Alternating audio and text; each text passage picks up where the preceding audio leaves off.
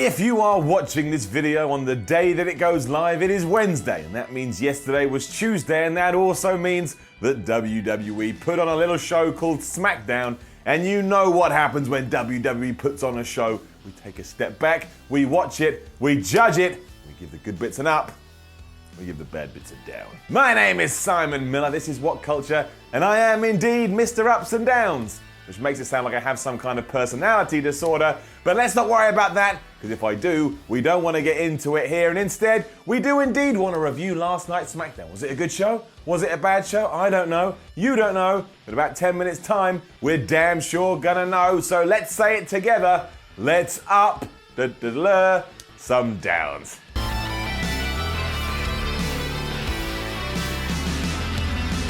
So SmackDown didn't follow in Raw's footsteps this week, and the start was the same start we always see when someone just comes out and runs their mouth for a little bit. However, SmackDown does indeed have a good story at the moment, so this worked.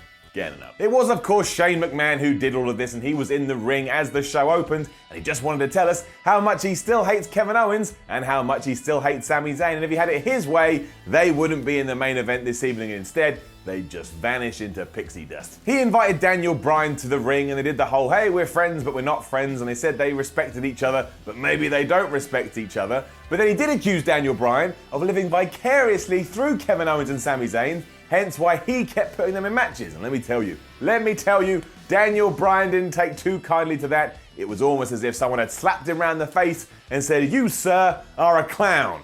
Bryan ain't no clown. That one line also means that we can now expect 1,000 news posts saying, is Bryan coming back to the ring? And who knows? I don't know, you don't know, only a few people do know, and right now they're not telling us, so I'm not going to speculate. However, as they were bickering a little bit, AJ Styles came out and he's like, look pals, look friends, I'm the champ, I'm here, and this is all I want from this evening. I just want you to let Kevin Owens and Sami Zayn fight. I want there to be a winner. I can defeat them at Fastlane, and I can cruise on over to the WrestleMania main event and hopefully retain the gold. Maybe, possibly not, who knows. He also said that management here on SmackDown is utterly obsessed with Owens and Zayn, and he's not wrong. They are. They're literally, all they talk about is this. They don't ask how each other are, they don't talk about their weekends, they don't talk about their families, they just talk about Kevin Owens and Sami Zayn. But this was the opening segment. It wasn't overly exciting, but it was intriguing, and as we all know, I love intrigue, so I thought it was quite a good block to kick things off. A really strange segment with the New Day was next, but it wasn't bad, so it is going to get an up. But basically, the crutch of the whole thing was throughout the night,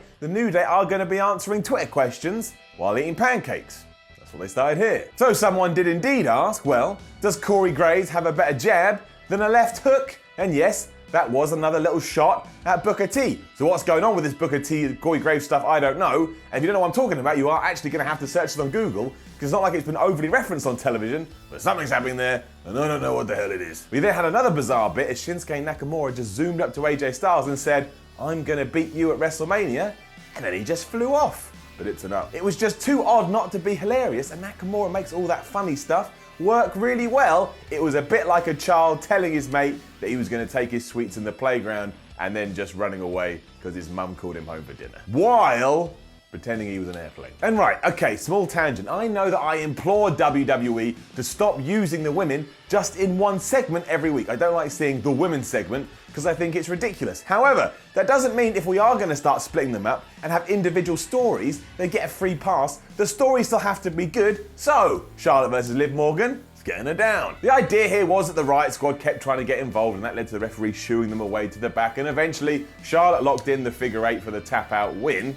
and then insinuated that over the next couple of weeks, she's going to take out the rest of the Riot Squad. Now, that's not terrible, but it hasn't lit my fires. I'm not jumping for joy. I'm not desperate to tune into SmackDown in 7 days' time to see if Charlotte takes out the Riot Squad. It was just there, and it felt like filler. Therefore, I'm not going to say nice words about it. I'm going to say, well, not bad words, but just not nice words, which doesn't make any sense. But come on, this is Charlotte. She's really good, and we can do better than this. The Kevin Owens promo followed, and of course this was good, so it's getting an up. And he just told us, or he told Renee Young anyway, that the future of the Owens and Zayn relationship depends on how Sami Zayn reacts to losing tonight, because of course he is gonna lose. Hot burn, zing right there from the KO man. And I very much enjoyed what was after this, so that's getting it up. It started with the Bludgeon Brothers just besting two jobbers as they're wont to do.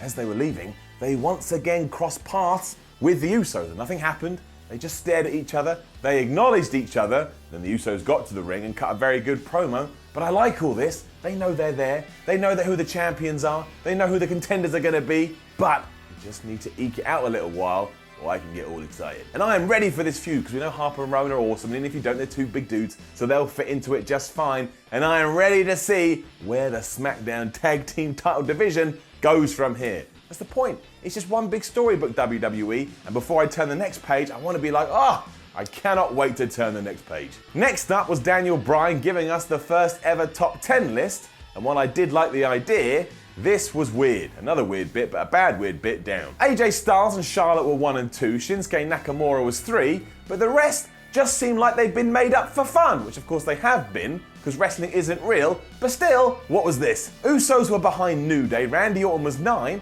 and Rusev wasn't even in the damn list, and thankfully Corey Graves did make note of this, but what?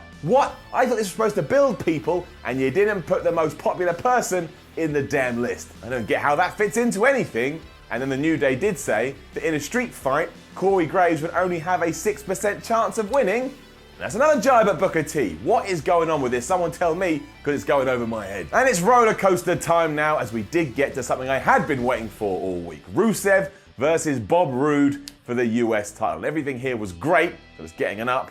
However, great match, great crowd, and great post-fallout. But Rusev not only lost, but he basically lost clean, and someone told him to heel it up. Down. I get we haven't turned him properly yet, but it just worries me that WWE actually doesn't care about Rusev. And that's especially unfair because today was Rusev Day, and how can you not care about Rusev on Rusev Day? He got hit with the glorious DDT to lose, which means Bob Roode is still the US champion. And it did get really fun, because out of nowhere, as he does, Randy Orton popped up and he gave Bob Roode an RKO, he gave Rusev an RKO, he gave Aiden English an RKO, and let's face it, the RKO is just entertaining. There could be a whole SmackDown where it's just Randy Orton giving out RKOs, and I'd give it all up. And I guess it means that Orton is now in the US title picture. Interesting?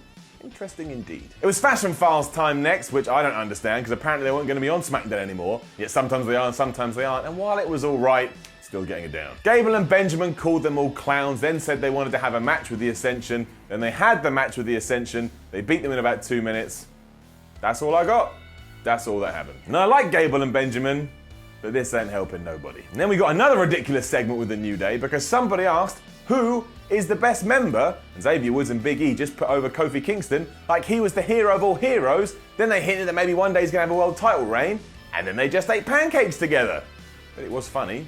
Getting it up. And another up for the Sami Zayn promo, who said, like Kevin Owens, he will stop at nothing to become WWE champion, but a down because then we got the announcement that next week we're gonna get Baron Corbin versus Dolph Ziggler. So good work, Dolph.